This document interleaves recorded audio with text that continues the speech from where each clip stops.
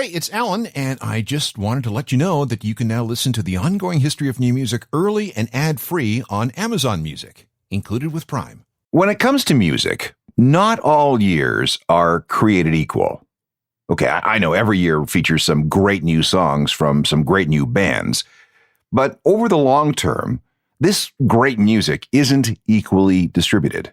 Sometimes, maybe, once in a decade, but usually less, we run into what can only be described as an embarrassment of riches.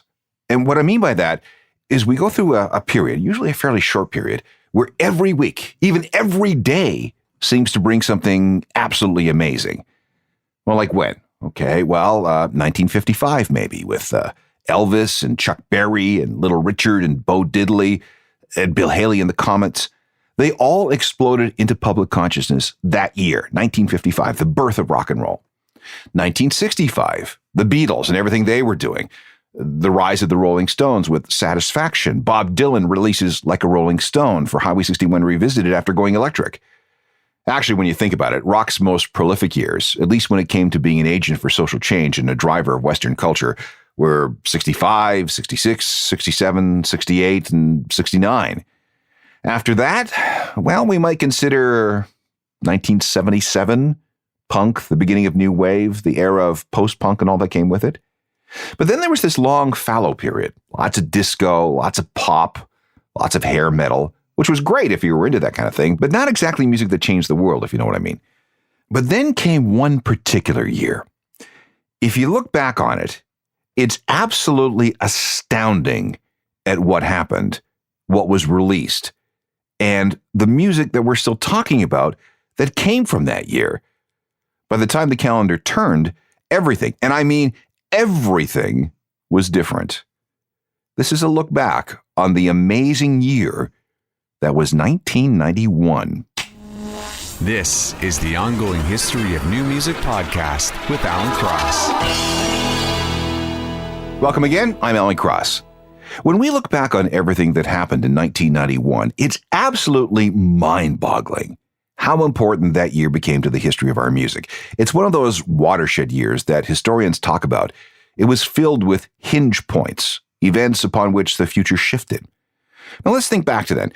Before the calendar flipped from 1990, rock was dominated by a couple of sounds that were running out of steam. One was hair metal. It had been going strong for about 8 years, but it was overexposed and tired. Too many hair metal bands were in circulation, diluting any quality that might have been there. And too many of these bands were releasing power ballads, which got real old real fast. Then there were the classic rockers, Pink Floyd and the Rolling Stones, Eric Clapton, Dire Straits, Elton John, Lynyrd Skynyrd, and others, who had been rediscovered and revitalized, filling stadiums playing their old hits, which, hey, was fine, but after a while, that well kind of ran dry. Meanwhile, pop music had been in the descendant. The generation of kids who were into New Kids on the Block and Tiffany and Debbie Gibson had aged out of their pop phase. And they certainly weren't interested in moving on to Whitney Houston and Fleetwood Mac. And besides, pop had proven itself to be a hollow sham, thanks to the Milli Vanilli Grammy scandal. There were other factors affecting music too. Generation X was in their late high school and early college years, and they found a world to be a very weird place. There was a brutal recession. There was the first Gulf War, the conservatism of the Reagan-Bush years, the cultural dominance of the baby boomers. And speaking of which, there was a real fear that for the first time in history, this generation, Generation X, would not be able to achieve the same standard of living as their parents. They were angry and worried and scared and frustrated and underemployed. But as far as they were concerned, there was no music being made that reflected how they felt. All these conditions conspired to bring about massive social change and a full-scale sea change with music. Actually, it was a tectonic shift with a magnitude of like 9.9. There were early signs that something was going on. Manchester had swept through the UK following an explosion of dance culture through the 1980s. And in North America, things had turned kind of aggressive in some quarters. Industrial music and hardcore, for example. And alternative rock had happily existed in a parallel universe for at least 15 years and was still doing fine. But in 1991, the barrier between the two rock universes collapsed, and alternative rock flooded into the mainstream. This tsunami was so big that by the time the year was over, alternative had pretty much effectively ceased to be alternative. It had become the mainstream. This is why it'll be fun to go through 1991 and look at the quakes and aftershocks. The first couple of months of 1991 were pretty much more of what 1990 offered, which was fine, but progress, I guess you could say, was slow and incremental. There was something interesting about the Grammy Awards that year. For the first time ever, there was a category recognizing alternative artists, and the winner was Sinead O'Connor for her I Do Not Want What I Haven't Got album. Now that was something. The stodgy old Grammy Awards had finally noticed that there was this other type of rock music. And then came the release of REM's Out of Time album on March 12th. This was the follow-up to 1998's Green album, which was their first record as a major label band. REM had been an indie group for the first 5 albums of their career. The 6th, Green, did quite well, reaching into the top 20 in Canada, the US, and Australia, and into the top 30 in the UK. The subsequent tour was also successful, and expectations for the 7th album were rather high. Could they deliver? Well, yes, they did. Out of Time is the record that turned REM from a cult band, a big cult band, but one nevertheless, into major international stars. This record spent 109 weeks on the US charts and 183 weeks on the UK charts. It reached number 1 in the US, Britain, Canada, France, the Netherlands, and Italy, and it was top 5 in Australia, New Zealand, Norway, Sweden, and Switzerland. Worldwide sales were nearly 5 million, and the following February, it won 3 Grammy Awards, including Best Alternative Album. And this was from this former indie band from some college town in Georgia? I thought that I heard you laughing. I thought that I heard you sing. REM and Losing My Religion from the Out of Time album. If this culty band could be this successful with mainstream audiences, did this mean music was shifting? Well, at the time, the answer was maybe, but we would have to wait a little bit longer before we found out for sure. Meanwhile, there was a structural shift in the music industry. This fundamentally changed our knowledge of who was buying what.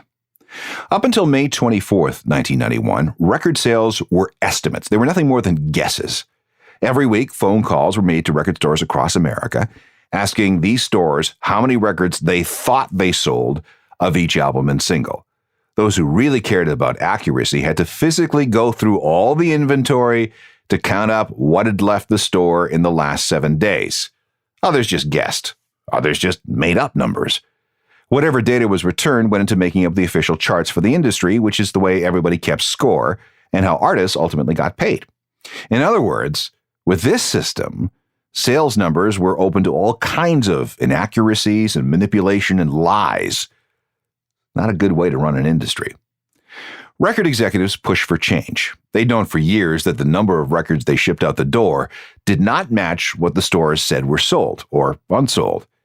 But that all changed on May 25th, 1991, when a new system called SoundScan came into operation. Instead of guessing how many records were sold, a barcode reader at the cash register counted the record as being sold as it was being paid for, so sales were counted one by one. When the first SoundScan chart was published on May 25th, 1991, the differences between the old system and the new one were stark. 2 genres of music were found to have been greatly underrepresented under the old system. The first was country, and the second was alternative. Record labels had long known that marginal genres weren't being counted properly by humans because of error or bias or whatever. But now that SoundScan gave an accurate count of what was actually being sold, labels finally began to understand what kinds of music was resonating with the public. That means record executives could order their people to pursue, sign, develop, and market music that was actually selling. So, is it a coincidence that alternative music had a commercial explosion following the introduction of SoundScan? I think not. And one of the very first bands to benefit from the collection of this new data was the Smashing Pumpkins. On May 28, 1991, 3 days after the first ever SoundScan album chart was published, they released their debut album. It was called Gish.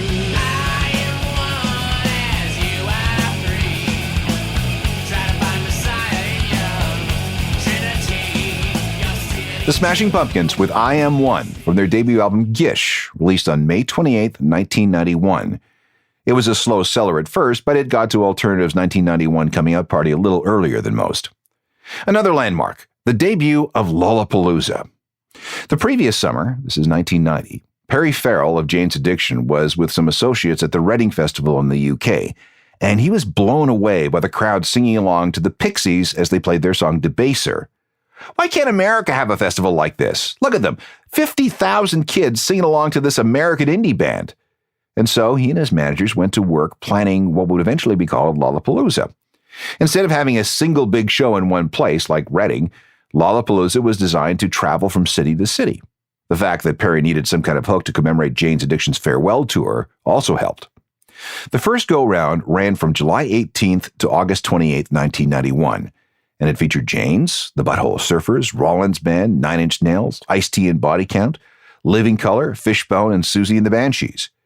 Ticket sales were, shall we say, a little on the light side. Promoters were skeptical that a tour full of weird bands would sell, so they didn't exactly race to promote it. But when all the receipts were counted up at the end of the tour, it was considered to be a big success. And by the time the second tour started on July 18th, 1992, the alternative explosion was well underway. Audiences doubled, tripled, or even quadrupled. Something cool was definitely going on here.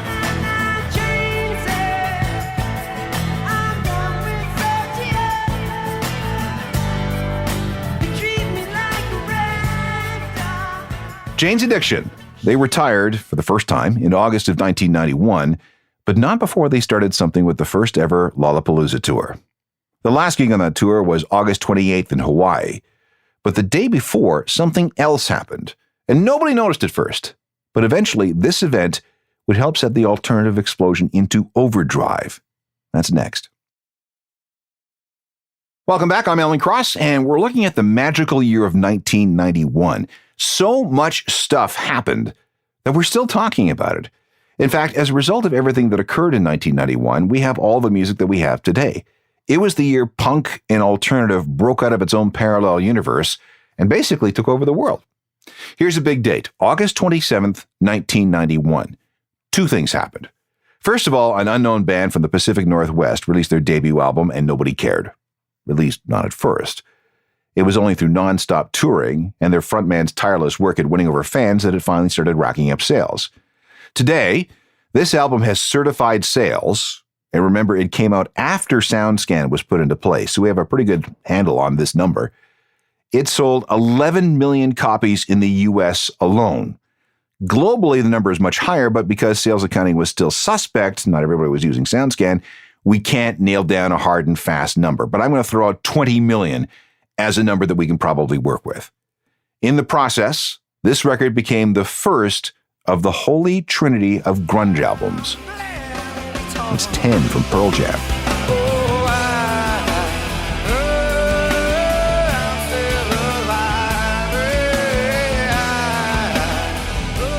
Pearl Jam and Alive from their debut record 10, released on August 27th, 1991. That very same day, an advanced single went out to radio stations across North America. It wasn't expected to do much. In fact, it wasn't even the label's or the band's first choice for a single, but they thought it might be a good idea to excite the freaks at a few commercial alternative radio stations across the continent. In other words, this was a marketing decision. Break the ice with the freaks to set up the release of the real single, and then we'd be off to the races. And listen, expectations were really low. If this album eventually sold 100,000 copies, everybody, including the band, would be thrilled. But even that was considered to be over-optimistic, which is why, on September 24th, 1991, a grand total of 46,251 copies were manufactured and sent out to stores. That's not how it worked out, though. When that first song hit the radio, listeners went ballistic. When the single was released on September the 10th, it started selling out everywhere. And when the album appeared in stores on September the 24th, and remember there were only 46,251 copies out there, stores could not keep it in stock. Within 8 weeks, this record was selling 300,000 copies every 7 days. Suddenly, the freaks didn't seem so freaky. The market for this music, those slacker Generation Xers that we talked about earlier, were being mobilized in huge numbers. something was happening to rock music. But what?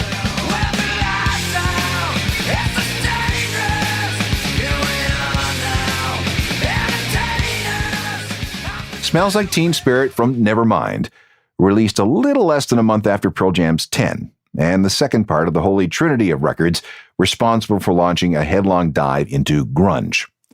The third part of the trinity appeared in stores exactly 2 weeks later. Soundgarden had been laboring to get some kind of attention since 1984. Like Nirvana and Pearl Jam, they were from the Pacific Northwest, but were a little more on the metal side. Their previous album, Louder Than Love, in 1989, did okay. At least it made it onto the Billboard charts, but it was a little too much too soon for prime time. Their next album, their third, was different. Ben Shepherd was now the band's bass player, and as more and more people started paying attention to Nirvana and Pearl Jam, more and more people were looking to Seattle for more. And Soundgarden? They were right there waiting. Bad Motorfinger reached into the top 40 on the American and UK album charts and into the top 50 in Canada. They were picked to open for Guns N' Roses on the Use Your Illusion tour, an opportunity that Nirvana turned down, by the way, and they ended up being nominated for a Grammy in 1992, which they lost to the aforementioned R.E.M. Between these three albums, Pearl Jam's Anthemic 10, Nirvana's Punky Nevermind, and Soundgarden's metalish Bad Motorfinger, people who were looking for new, fresh guitar rock had plenty to choose from. And it was upon this rock grunge was built.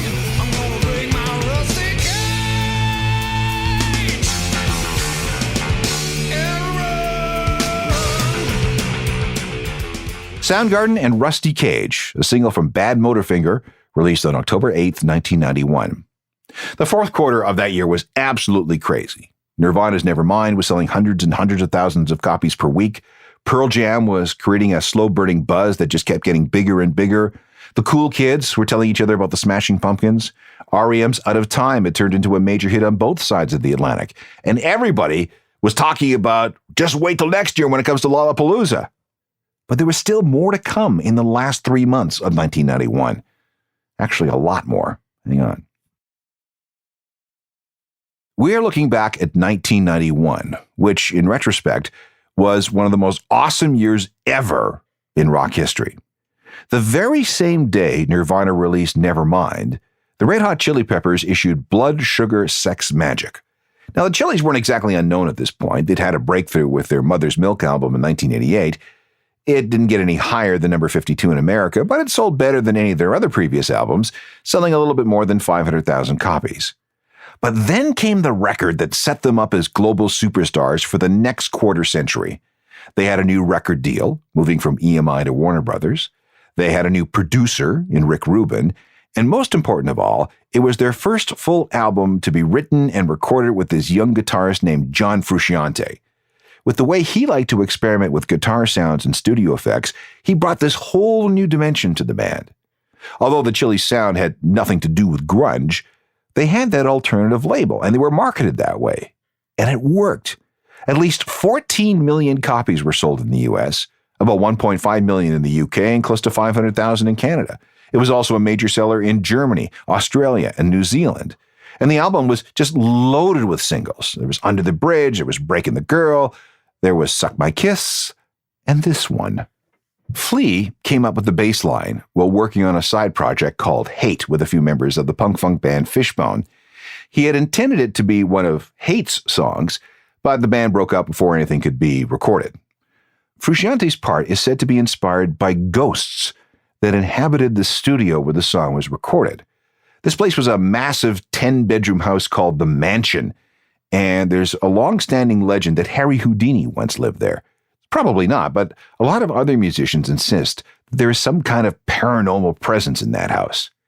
At first, they had a lot of trouble getting radio stations to play this song because it didn't really have a melody. But after a couple of times through, you realize the song didn't need it. Melody is not the point.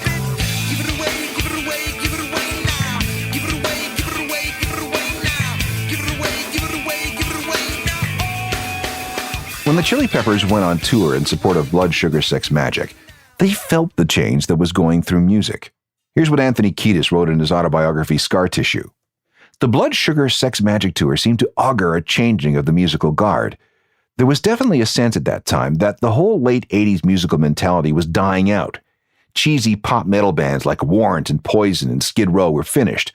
Cheesy family sitcoms like The Cosby Show were on their way out. There was something new in the air. I remember getting a tape of a new album by this band called Nirvana and driving around the valley in my Camaro with the top down and marveling about where these guys had come from. The songs were so out of this world. The Chili Peppers would later capitalize on this change in mentality by getting both Pearl Jam and the Smashing Pumpkins to open for their tour. Imagine seeing that triple bill, but it actually happened. The last earth-shaking event in 1991 came on November 19th when U2 released their 7th album, Achtung Baby. This was the studio follow-up to the Joshua Tree from 1991. How the hell were they going to equal, let alone top, an album that was on its way to selling 30 million copies? Well, at first, it didn't look like they could. Early sessions did not work out. But after moving to Berlin at around the same time the Berlin Wall was coming down, things began to click. The band knew that they needed to reinvent themselves again, so they started looking for new influences. And where did they find that? Avant-garde electronic music, in heavy industrial music, in dance music, and in all that alternative stuff the kids were doing. They heard the way things were going, so they chose to follow that path. And given their reputation as a serious, politically and socially conscious stadium rock band, that was a really big gamble. Would people buy it? They also lightened up. Instead of being so serious all the time, they became more playful and fun and self-deprecating. Along with the Joshua Tree, Achtung Baby is considered to be U2 at the peak of their powers. Didn't sell quite as well as the Joshua Tree, but it did manage to do okay. Maybe 20, 25 million units. And the Zoo TV tour that followed was one of the most spectacular road trips ever conceived. It was so expensive that it nearly bankrupted the band. But it did serve a purpose. It made them bigger stars in more places around the planet.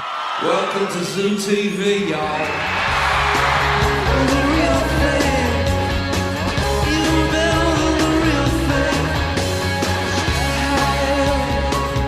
U2 on the Zoo TV tour in support of Achtung Baby. So there are the highlights of 1991. REM, the introduction of SoundScan, the change in attitude of the Grammy Awards, Smashing Pumpkins, Lollapalooza, 10, Nevermind, Bad Motorfinger, the Chili Peppers smash Blood Sugar Sex Magic, and U2's Achtung Baby masterpiece. And there's more. If we look at the layer below all that, we find Blur's debut record, Leisure. It came out in March. The release of Metallica's Black Album, which would go on to sell 30 million copies. Primal Scream released their brilliant Screamadelica album in September. That was the best album of their career, and a perfect bridge between the English rave scene and alternative. The Pixies came out with Trompe le Monde. My Bloody Valentine issues the tremendously influential Loveless album, Massive Attack's Blue Lines album. All these records, essentially in a 10-month period. So no wonder the musical universe shifted on its axis so suddenly. And no wonder we're still talking about all of them today. 1991 was one of those magical years where everything, and I mean everything, seemed to go right. Now, this isn't to say that there haven't been good years since for all rock fans. There certainly have been. I mean, 1992 was pretty great. You might have fond memories of 2005. It's all subjective, of course. But you got to go a long way to have a year as important and as influential as 91. In fact, you may wonder whether we may see its like ever again. If you want to discuss that, or something else for that matter, I can always be reached through email. Just send something to alan@alancross.ca. There's my website, ajournalofmusicalthings.com, which is updated every day. It comes with a free newsletter, by the way, that delivers all kinds of music news to your inbox by 10 a.m. Eastern on weekdays. And we can also connect on Facebook, Twitter, Instagram, and Google+. There is always something to talk about, and there is always a way to connect. Technical Productions by Rob Johnston. Talk to you next time. I'm Alan Cross. You've been listening to the Ongoing History of New Music podcast with Alan Cross. Subscribe to the podcast through iTunes, Google Play, Stitcher, Spotify, and everywhere you find your favorite podcasts.